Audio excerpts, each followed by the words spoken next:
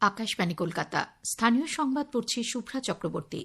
প্রথমে বিশেষ খবর।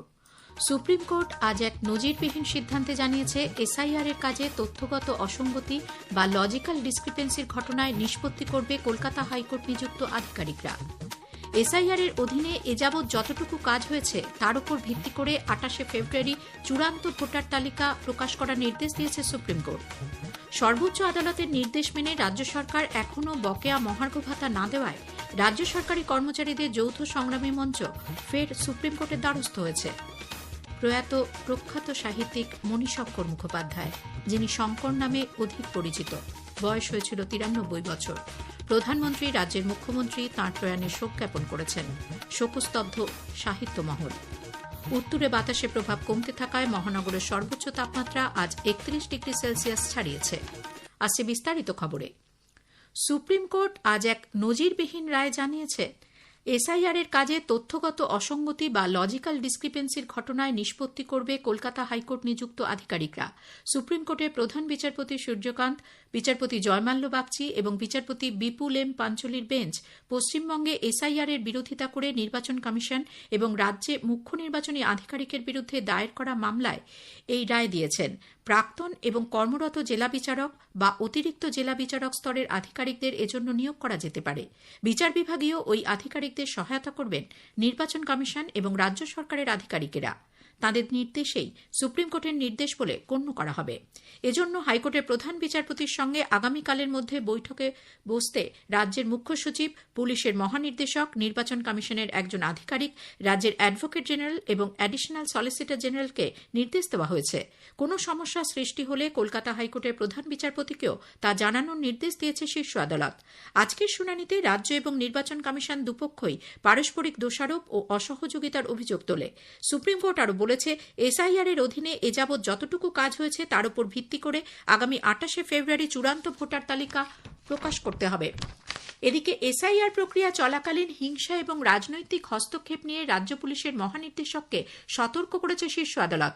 রাজনৈতিক নেতাদের আপত্তিকর মন্তব্য নিয়ে রাজ্য পুলিশের ডিজি যদি উদ্যোগী না হন, তাহলে আদালত পরবর্তীতে কঠোর পদক্ষেপ করবে বলে স্পষ্ট জানিয়েছে শীর্ষ আদালত। পরবর্তী শুনানিতে ডিজিকে জানাতে হবে তাঁর কাছে জমা পড়া অভিযোগের প্রেক্ষিতে কি ব্যবস্থা নেওয়া হয়েছে।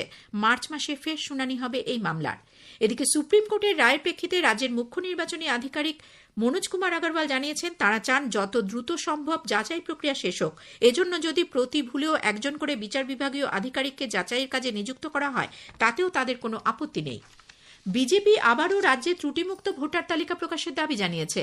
কলকাতায় আজ সাংবাদিকদের প্রশ্নের উত্তরে দলের প্রাক্তন রাজ্য সভাপতি, কেন্দ্রীয় প্রতিমন্ত্রী সুকান্ত মজুমদার জানিয়েছেন, চূড়ান্ত ভোটার তালিকা প্রকাশের দিন পিছিয়ে যাবে কিনা তা নির্বাচন কমিশন সিদ্ধান্ত নেবে। বিরোধী দলনেতা শুভেন্দু অধিকারী জানিয়েছেন, মৃত, ভুয়ো একই ব্যক্তির অধিক জায়গায় নাম এবং বাংলাদেশি অনুপ্রবেশকারীদের নাম ভোটার তালিকায় রাখা যাবে না। এটা রাজ্য তথা দেশের প্রত্যেক মানুষের দাবি। আমরা ত্রুটিমুক্ত ভোটার তালিকা চাই।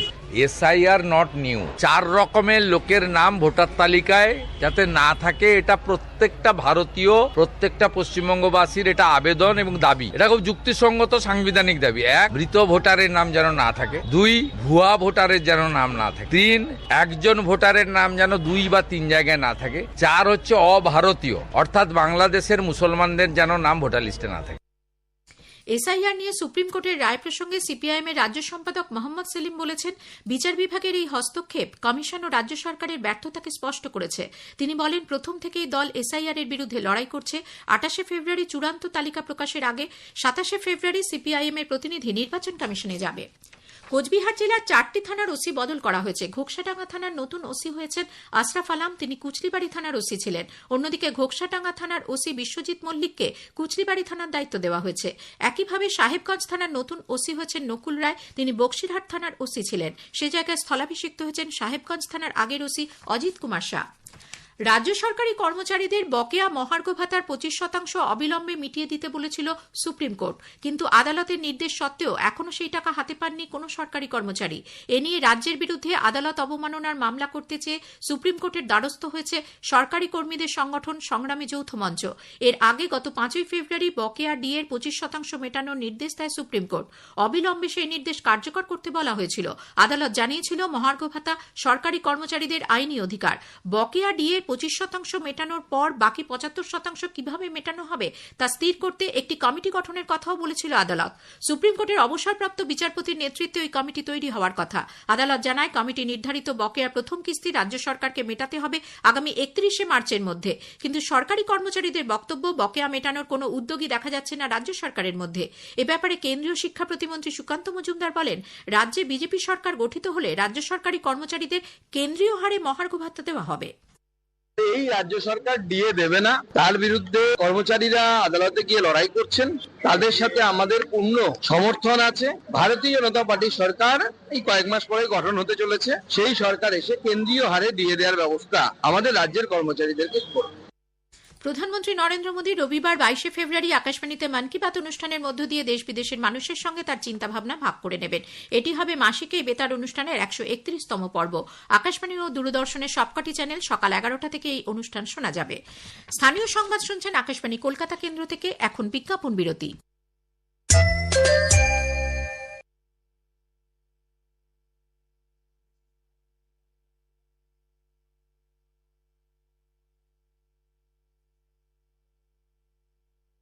উদ্যোগে পশ্চিমবঙ্গ সরকার আমাদের জন্যই এনেছে বাংলার যুব সাথী।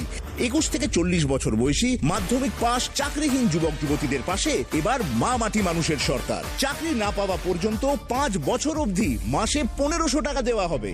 2026 সালের এপ্রিল মাস থেকেই চালু হচ্ছে বাংলার যুব সাথী প্রকল্প। স্বনির্ভর যুব, স্বনির্ভর বাংলা।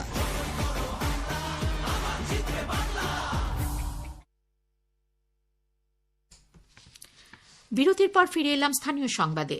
সাহিত্যিক মণিশঙ্কর মুখোপাধ্যায় প্রয়াত। পাঠক মহলে যাঁর খ্যাতি শঙ্কর নামে।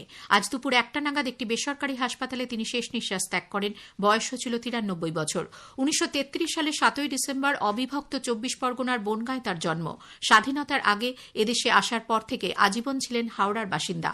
1955 তার প্রথম উপন্যাস কত অজানারে প্রকাশের পরেই পাঠক মহলে তার খ্যাতি ছড়িয়ে পড়ে।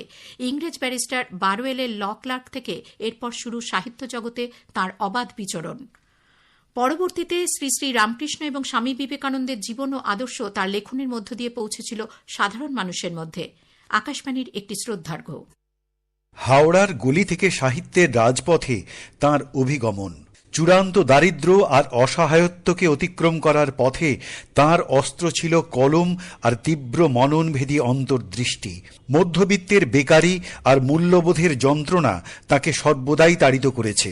সেই যন্ত্রণার রক্তক্ষরণ তার সাহিত্যের পাতায়। সাহিত্যিক শঙ্করের মধ্যে বাস করতেন এক অন্য মানুষ, বললেন বিশিষ্ট সাংস্কৃতিক ব্যক্তিত্ব ও সমালোচক শ্রমিক বন্দ্যোপাধ্যায়। শঙ্করের নানা প্রসঙ্গের বাইরেও এক মানুষ শঙ্কর খুব আন্তরিকভাবে মনে পড়ে।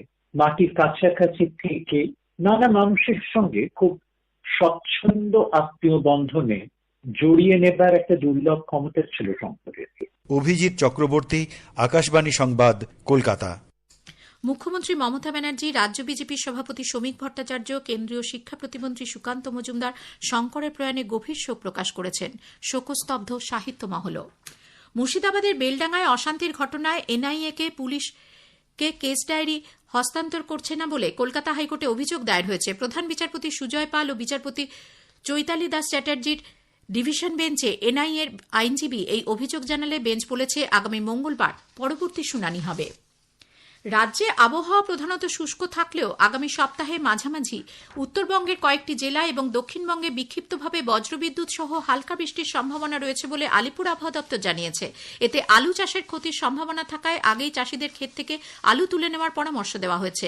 উত্তরে বাতাসের প্রভাব কমতে থাকায় বাড়ছে তাপমাত্রা। আলিপুরের আজ সর্বোচ্চ তাপমাত্রা রেকর্ড করা হয় 31.6 ডিগ্রি সেলসিয়াস, স্বাভাবিকের থেকে 1.1 ডিগ্রি বেশি। যাদবপুরের কিশোর ভারতী ক্রীড়াঙ্গনে আজ আইএসএল ফুটবলে মোহামেডান স্পোর্টিং এফসি গোয়ার মুখোমুখি হয়েছে। একটু আগে পাওয়া খবরে জানা গেছে গোয়া 1-0 গোলে এগিয়ে আছে। আগামীকাল ইস্টবেঙ্গল স্পোর্টিং দিল্লির বিরুদ্ধে খেলবে। যুব ভারতী ক্রীড়াঙ্গনে খেলা শুরু হবে বিকেল 5টায়। শেষ করার আগে স্থানীয় সংবাদের বিশেষ কিছু অংশ আরও একবার। সুপ্রিম কোর্ট আজ এক নজিরবিহীন সিদ্ধান্তে এসআইআর এর কাজে তথ্যগত অসঙ্গতি বা লজিক্যাল ডিসক্রিপেন্সির ঘটনায় নিষ্পত্তি করবে কলকাতা হাইকোর্ট নিযুক্ত আধিকারিকরা। এসআইআর এর অধীনে এ যাবৎ যতটুকু কাজ হয়েছে তার উপর ভিত্তি করে 28শে ফেব্রুয়ারি চূড়ান্ত ভোটার তালিকা প্রকাশের নির্দেশ দিয়েছে সুপ্রিম কোর্ট। স্থানীয় সংবাদ শেষ হল। এরপর